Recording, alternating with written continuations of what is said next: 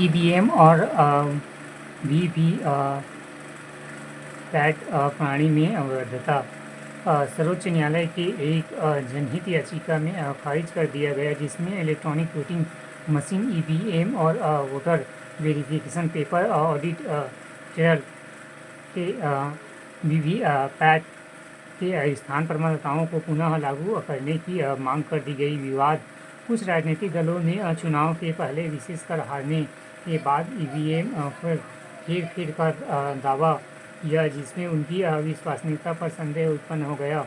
वर्ष 2009 में आम चुनाव के हारने वाली पार्टी ईवीएम की विश्वसनीयता पर चिंता जताई थी। वर्ष 2019 के लोकसभा चुनाव के मतदाता समाप्त होने के बाद विपक्षी दलों ने ईवीएम की विश्वसनीयता का मुद्दा उठाया है। 2020 में 5 राज्यों की विधानसभा चुनाव के बाद विवाद फिर से उभर आया।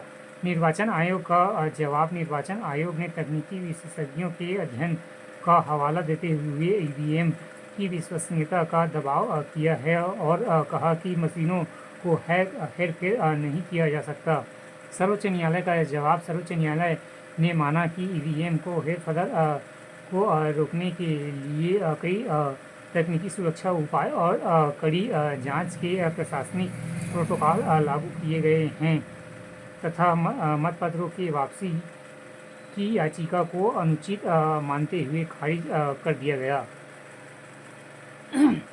भारत में ईवीएम का विकास योजना वर्ष एवं आयोजन 1970 ईवीएम की संकल्पना पर विचार किया गया। 1979 प्रोटोटाइप ECIL हैदराबाद द्वारा विकसित किया गया।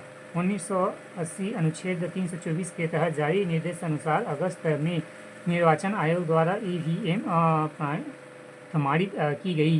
1982 केरल के परूल उपचुनाव में ईवीएम का इस्तेमाल वैधता को सर्वोच्च न्यायालय में चुनौती दी गई। 1988 ECI को ईवीएम के उपयोग के अधिकार को प्रदान करने हेतु जनप्रतिनिधित्व अधिनियम धारा 61A में संशोधन किया गया। 1990 दिनेश गोस्वामी समिति ने ईवीएम को तकनीकी के रूप में सुदृढ़ और सुरक्षा बताया। 1998 में 16 विधानसभा चुनावों में ईवीएम का प्रयोग किया गया।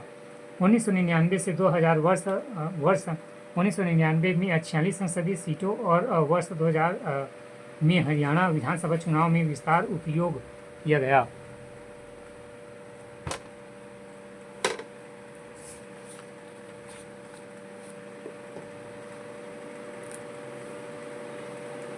दो 2001 तमिलनाडु, केरल, पांडुचेरी और पश्चिम बंगाल विधानसभा चुनावों में इसका उपयोग पूर्ण रूप से किया गया।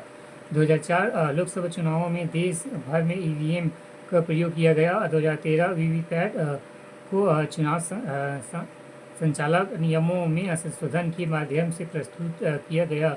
इसका उपयोग पहली बार नागालैंड उपचुनाव में किया गया।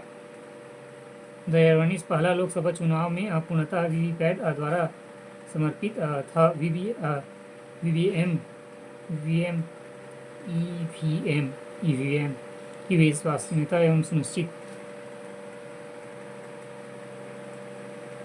ईवीएम से संबंधित सुरक्षा एवं उपाय तकनीकी सुरक्षा कार्य क्षमता ईवीएम में एक control unit CU, ballot seat unit BU एवं वीवीपैट शामिल होते हैं। वीवीपैट उम्मीदवार के नाम, चुनाव चिन्ह, क्रम संख्या के साथ एक पर्ची मुद्रित करके 20 से सत्यापित की सुविधा प्रदान करता है।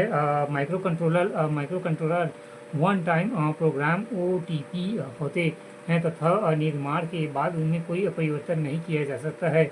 माइक्रो कंट्रोलर तक पहुंचने तक कोई भी भौतिक प्रयास मशीन को अस्थायी रूप से सक्रिय कर देता है। विनिर्माण केवल भारत के इलेक्ट्रॉनिक लिमिटेड BEL और electronic corporation of India ECIL जैसे विश्वसनीय सार्वजनिक क्षेत्र के उपक्रम PSUs के द्वारा एवं EVM-1 विनिर्माण किया जाता है।